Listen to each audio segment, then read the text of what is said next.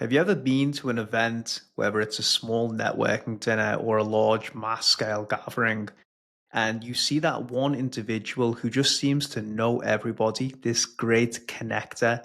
There is an air of positive energy, a magnetism around this individual. It might sound fluffy, but people gravitate towards them. They want to speak to them, they want to do business with them. They seem to get preferential treatment from other people who are there to do business, partners, clients, customers. In fact, no matter where you turn, it seems as though this individual is top of mind no matter what they're selling, or they seem to be involved in every single deal within an ecosystem. I used to think a lot of this was down to pure chance and luck, but now I realize the older I've got, the more experienced in business. This is an incredibly intentional skill set and an extremely rare person that possesses these skills and attributes. And they can be harnessed, although definitely a lot of it comes down to just naturally being a charismatic, positive vibe person, as fluffy as that may sound. But the take home message that I think is much more important is that you have to put yourself in these situations so that you have the opportunity to meet as many people as possible and fuel these net new conversations that lead to opportunities for your business. In the last 2 years, when I've had my son and I look at when my business has slowed down or plateaued, and also just speaking to a lot of other people in the ecosystem, observing, learning from other business owners, there is so much upside to putting yourself out there and just getting to know other business owners or interacting with people in the field.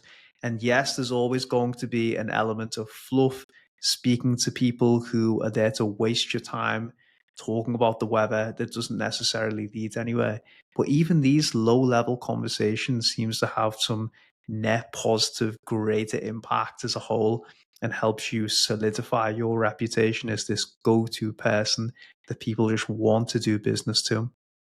So when I think back on the most successful times that I've been running my companies, it's when I've been involved in as many conversations as possible, whether it's in webinars, whether I've been getting out to events.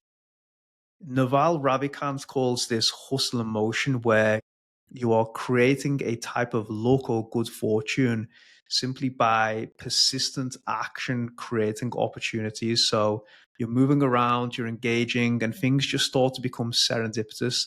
Opportunities fall into your lap, deals come across, clients refer you, competitors, they just can't seem to keep up with you.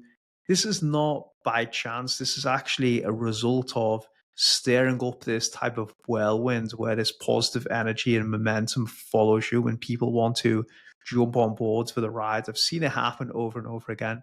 As I said, going back to the initial opener of this podcast, we've all seen that individual who oftentimes doesn't have the hard technical skills that you think you would attribute to their business success. What these people are is master connectors, master networkers, great at stirring up positive energy around them, and good fortune just seems to follow them. But it's not by luck, it's very intentional, and it's a very specific set of powers and attributes that these people have harnessed and learned over time. One of the best business trips that I ever took with Market Monster was going to meet our clients in the States around 3 years ago.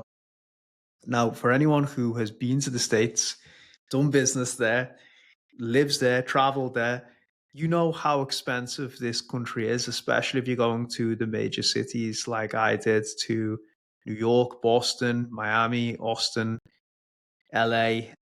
This is not cheap to visit these places. Put yourself up in a hotel, take clients out for meals.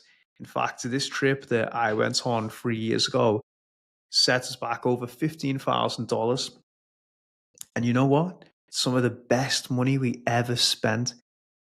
I met 7 clients on that trip and a host of other partners. 2 of those clients are still with us today. So just think of that lifetime value payback period from getting myself out there.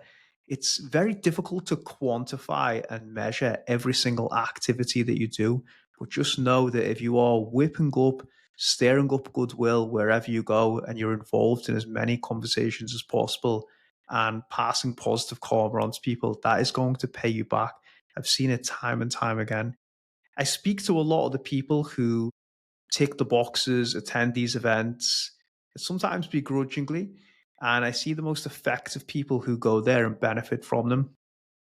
And the underlying message that I consistently hear back from these people is it's just something that you sort of have to do and you have to put yourself out there.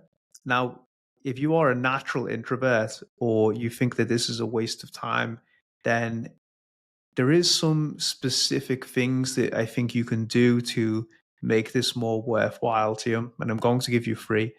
The first one is go meet your existing clients in person. This is number one.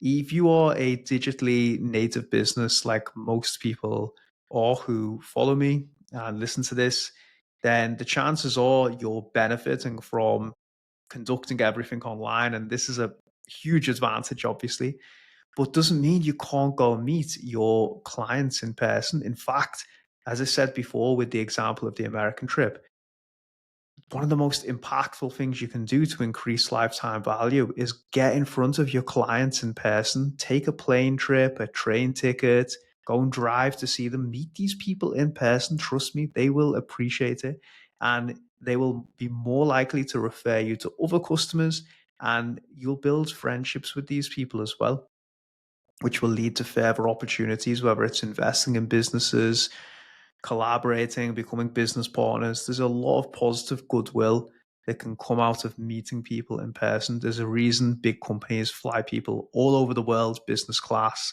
to do this, because it doesn't matter how advanced AI gets, human to human connection, it's unparalleled.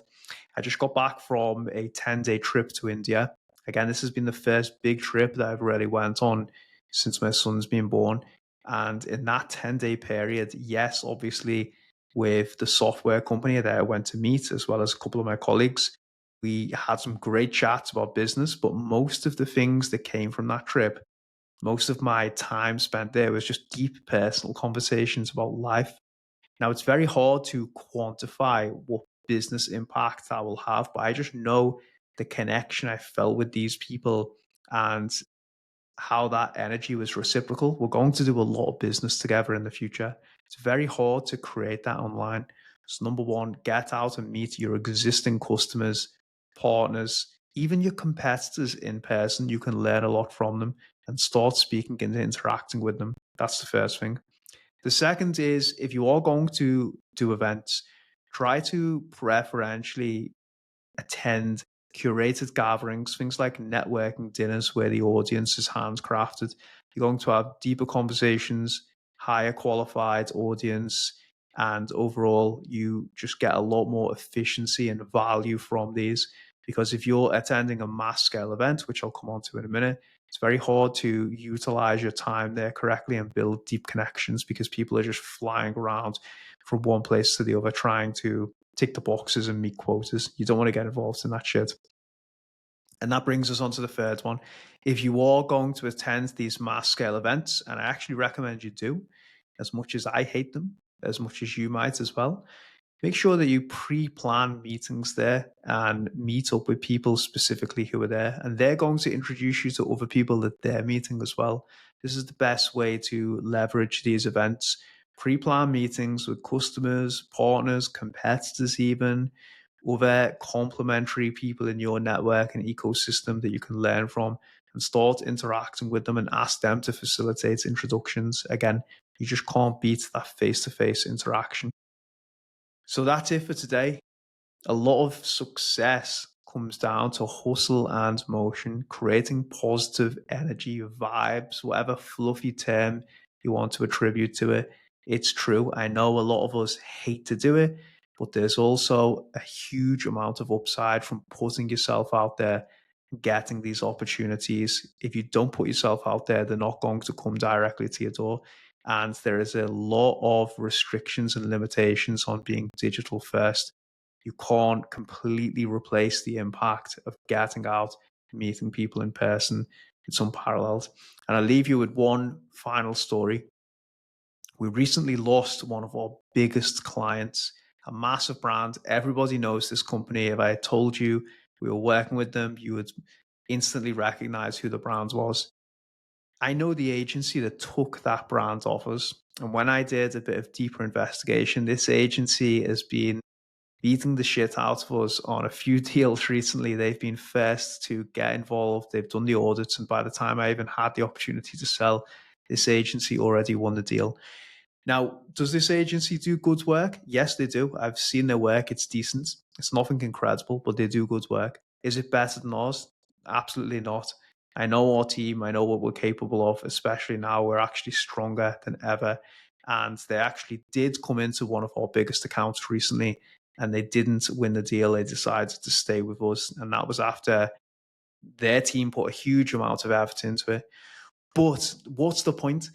They're getting the opportunities. I'm seeing this company everywhere all of a sudden. And upon investigating who the owner is, he is heavily connected in the west coast of the US, where a lot of our clients are based. And he's getting these opportunities just from referrals from other D2C brand owners. He's heavily connected, and that's leading to him auditing all of our major accounts, as well as being involved in the same sales processes that we are. There is a huge amount of leverage in just being known as the guy, the people who connects others, who people turn to. Stay top of mind, keep in people's faces. Don't ever assume that you don't have to market yourself or you don't have to meet people in person. You absolutely do. It keeps you sharp, it keeps you top of mind, and it keeps you in the fight in your industry. Get out and meet people in person.